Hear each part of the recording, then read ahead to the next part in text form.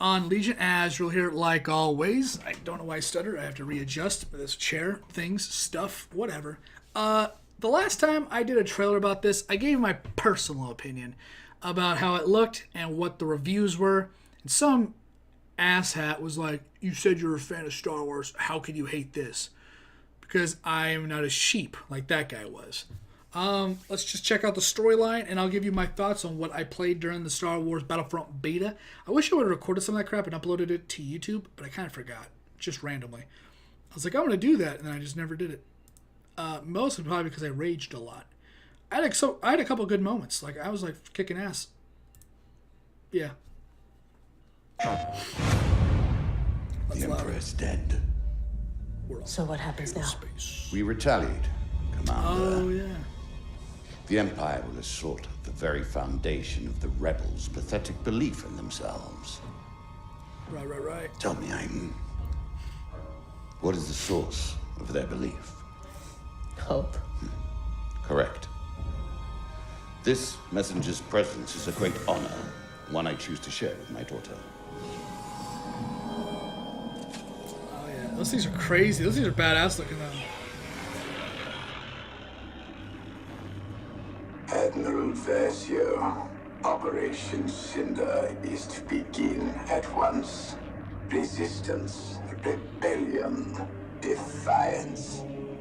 These are concepts that cannot be allowed to persist. You are but one of many tools by which these ideas shall be burned away. Heed my messenger. He shall relay you to your target. It's a cool Operation thing. Cinder is the last command of our Emperor, and the first step in securing our future. Inferno is crucial to its success. What's our target? You are not verified. That information can wait. For now, Oh, yeah. here are next assignments. They are unusual. But these are unusual times. Go, Commander. Do what you do best.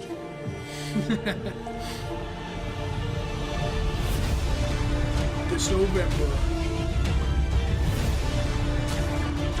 Join Inferno Squad. Untold or just recently made?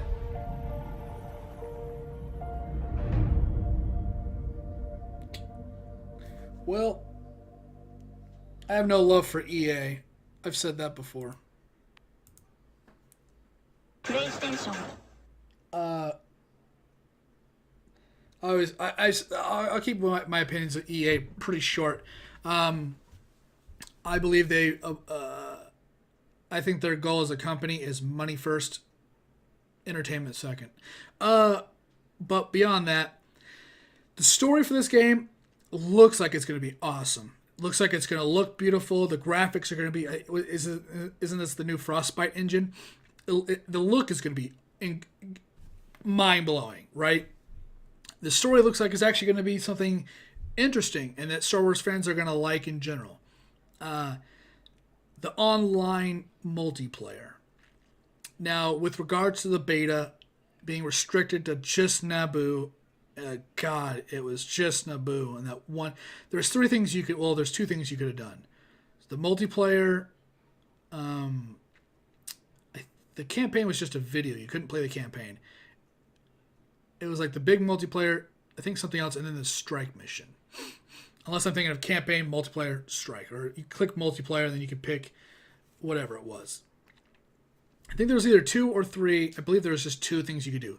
The big multiplayer, like 48 versus 48, and then the small little strike mission, which is like a normal TDM, but with like capture the flag type-esque things about it. I didn't play a lot of the strike. I played a little bit of it, but I played it right when I was just kind of getting used to the game, and I was like, it's a little too much CQC for me, not being used to mouse and keyboard at the time.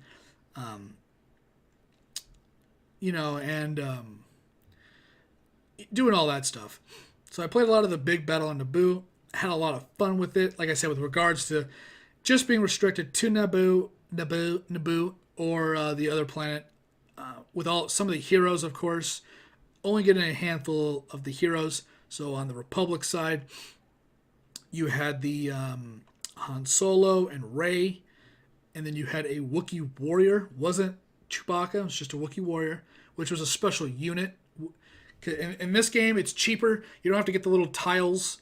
For anybody that doesn't know, you don't get the little tile things float in the map. It's point based, so you get 2,500 points. You get like the specialty soldier, which could have been which was the Wookiee warrior. I believe 1,500 or something around there, or 2,000 was the jump jet trooper, clone trooper, and then you got Han Solo and Rey. I never got to play Han Solo or Rey, but I've seen some people. I was like playing next to them, and they had a bunch of badass abilities.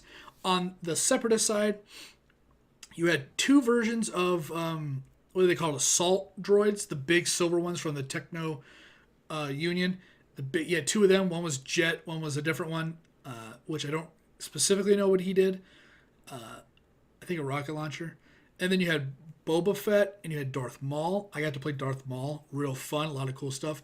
I got so busy trying to spam his abilities, I forgot to hit right click or left click, and I died kind of soon. But other than that, it was really fun.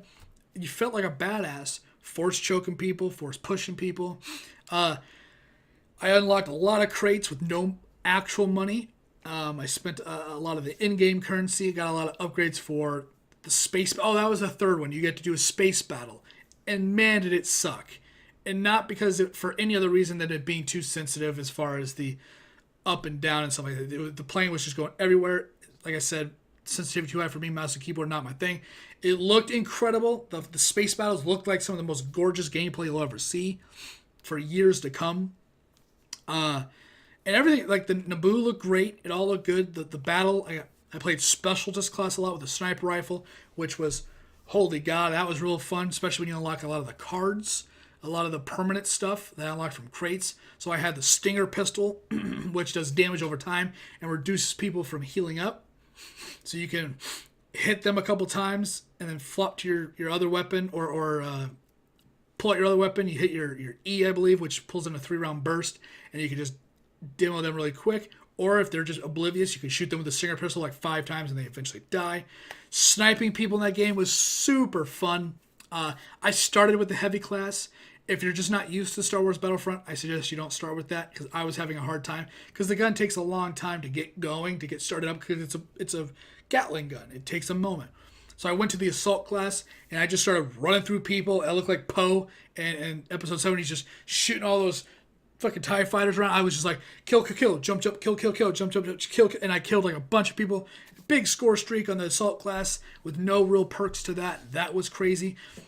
I don't know how I feel about being able to just spend $100 on crates and then just unlock a bunch of gear that makes your character just to, gives them 1s and 2s pretty much. Because in this game, you can kill each other.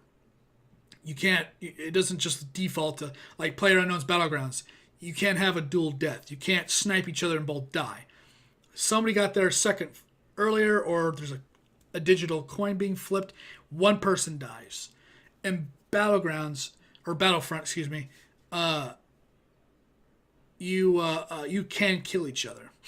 So with that little extra that may matter, with putting $20 and unlocking crates and getting something, because I believe you can, if you can't spend real money, then it doesn't matter. I believe I saw the ability to buy the crates. I believe I remember that correctly.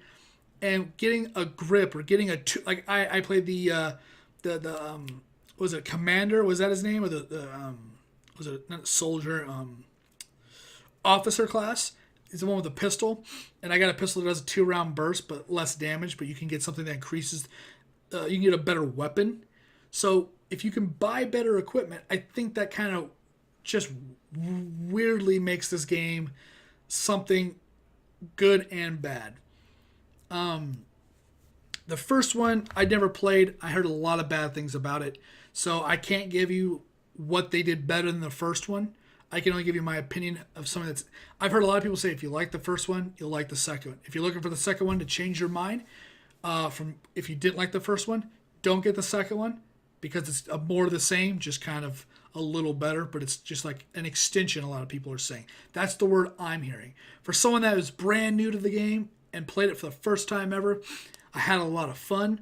But with 2 maps and technically 1 map on the big battle, I got extremely bored really fast, and I could only play it for about 2 hours. I don't know how many maps are going into the big battle. I definitely think this game will benefit from you having friends and having funny moments. I played with a few of my friends, and we never were like grouped up. It wasn't like Call of Duty or Halo or something.